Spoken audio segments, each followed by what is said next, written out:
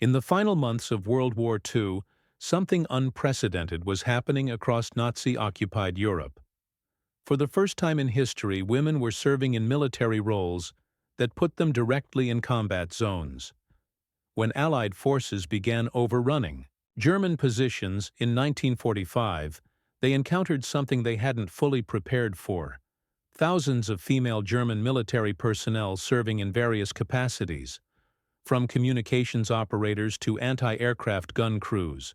These women faced capture with very specific fears, based on what they had been told about enemy treatment of prisoners.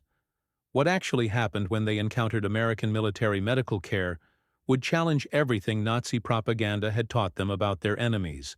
Women in the German war effort. By 1944, Nazi Germany was desperately mobilizing every available person for the war effort.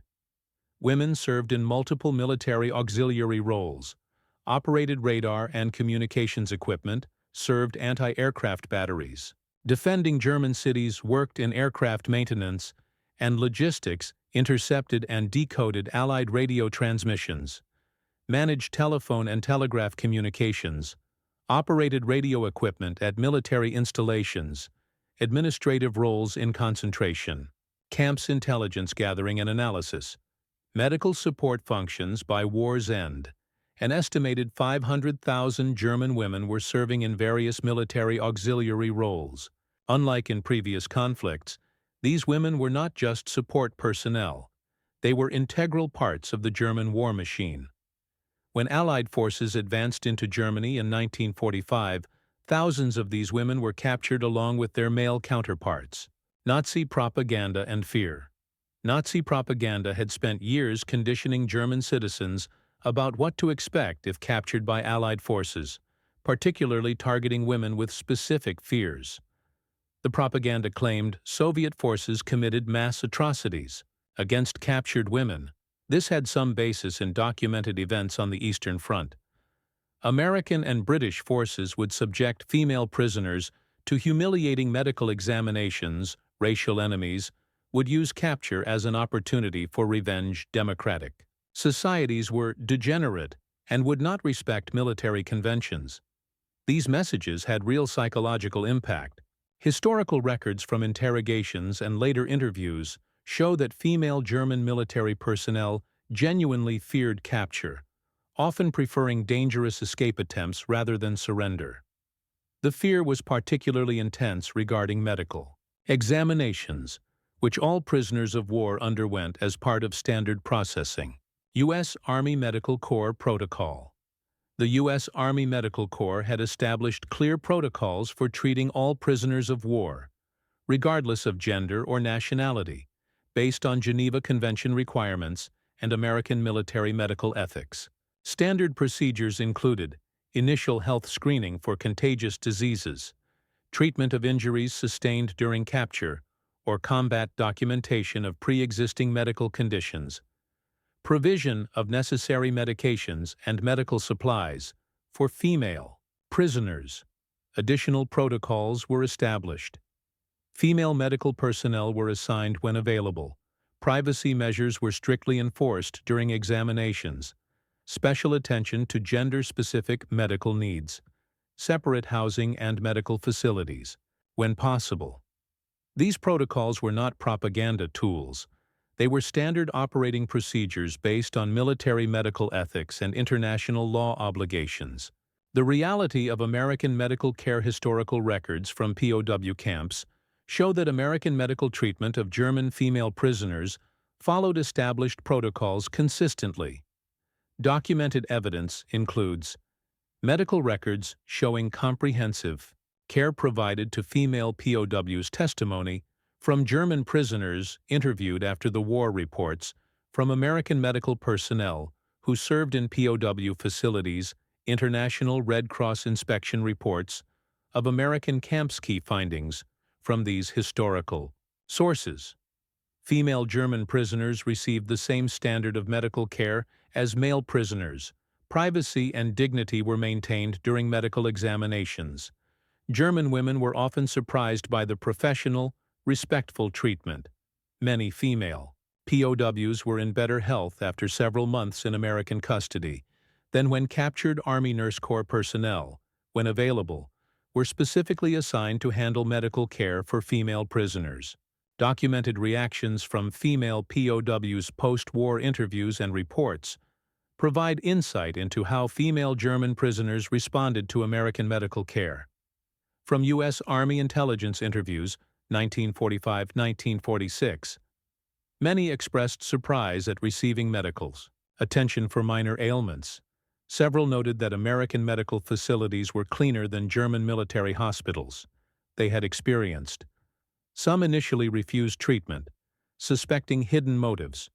Most eventually accepted care and expressed gratitude for professional treatment. A 1946 report from Camp 34 in Texas noted, female prisoners initially displayed extreme suspicion of medical personnel, but gradually accepted treatment when it became clear that standard medical protocols were being followed without regard to their nationality. International Red Cross reports consistently noted that American POW facilities met or exceeded Geneva Convention requirements for medical care.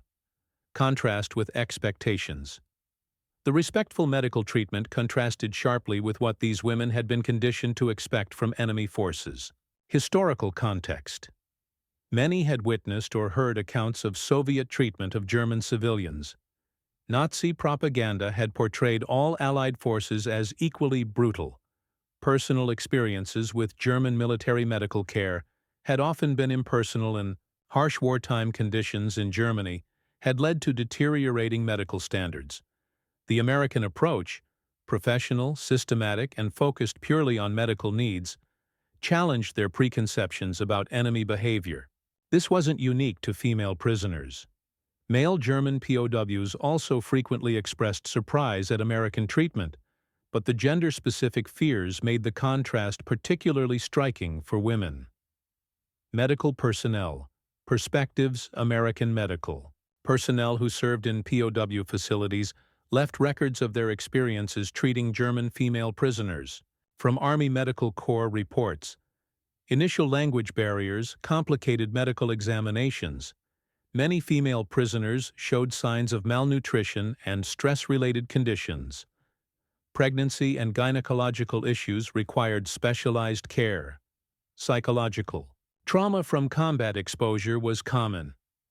Military medical ethics emphasized professional obligation to provide care, regardless of patient background, importance of maintaining medical neutrality in treatment decisions, responsibility to uphold American military standards and values, compliance with international law governing prisoner treatment. These weren't idealistic principles. They were practical policies designed to maintain discipline, prevent disease outbreaks, and demonstrate Americans' adherence to international law. Long-term historical impact. The experience of German female POWs in American custody became part of broader post-war reconciliation efforts. Documented outcomes. Many former female prisoners became advocates for German-American friendship. Some immigrated to the United States after the war. Their testimonies contributed to positive German public opinion of American occupation policies. Several became involved in efforts to document wartime experiences accurately. Academic studies from the 1970s, 1990s, oral history projects, recorded experiences of female POWs. Research showed correlation between respectful treatment and post-war attitudes toward democracy. Studies noted that medical care was often cited as first positive interaction with American values. These historical records provide factual basis for understanding how medical treatment influenced broader political and social relationships. Geneva Convention context. The American treatment of female German POWs occurred within the framework of international law governing prisoner treatment. Geneva Convention requirements, 1929 version, in effect during WWII. Medical care must be provided to all prisoners. Treatment must not discriminate based on nationality. Female prisoners must be housed separately from male prisoners. Medical examinations must respect prisoner dignity. American military policy went beyond minimum requirements. Female medical personnel were assigned when available privacy protections exceeded Geneva Convention minimums. Medical supplies were provided even for minor conditions. Psychological care was offered for trauma cases. This approach reflected American military culture and democratic values, not just legal compliance. Historical documentation and sources. The factual record of this topic comes from multiple archived sources. As National Archives, Army Medical Corps reports from POW facilities, individual medical records, with privacy protections, administrative records from camp commanders, International Red Cross inspection reports, German Federal Archives, post-war interviews, with former prisoners, repatriation records and medical reports, personal testimonies collected in the 1960s, 1980s academic research, multiple doctoral dissertations on POW experiences, oral history projects from various universities, international studies. On wartime medical ethics, these sources provide verifiable historical foundation for understanding this aspect of World War II. The broader historical lesson. The documented treatment of female German POWs by American medical personnel illustrates broader themes in wartime ethics and international relations. Key historical insights.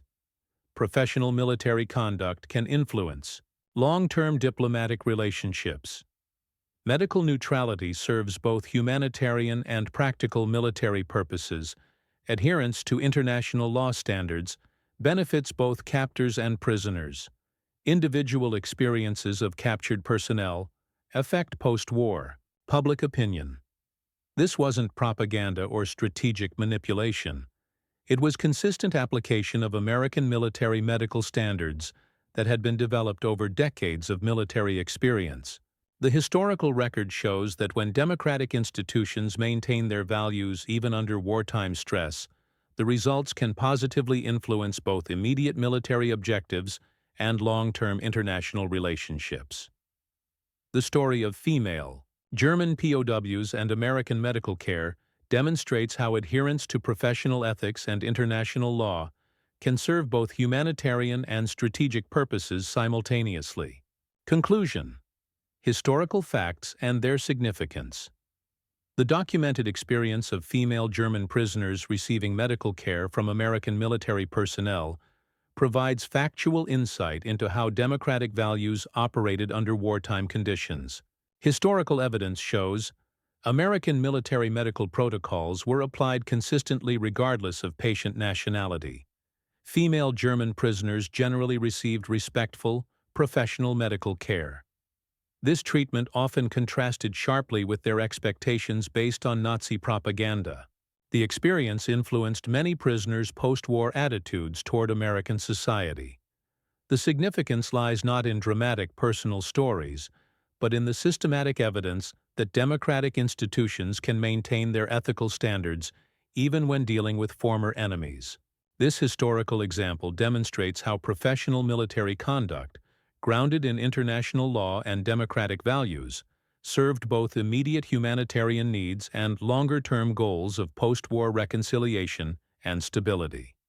The medical examination rooms of American POW facilities became inadvertent classrooms where former enemies learned firsthand about democratic values in practice, not through propaganda or political speeches, but through consistent, respectful professional conduct.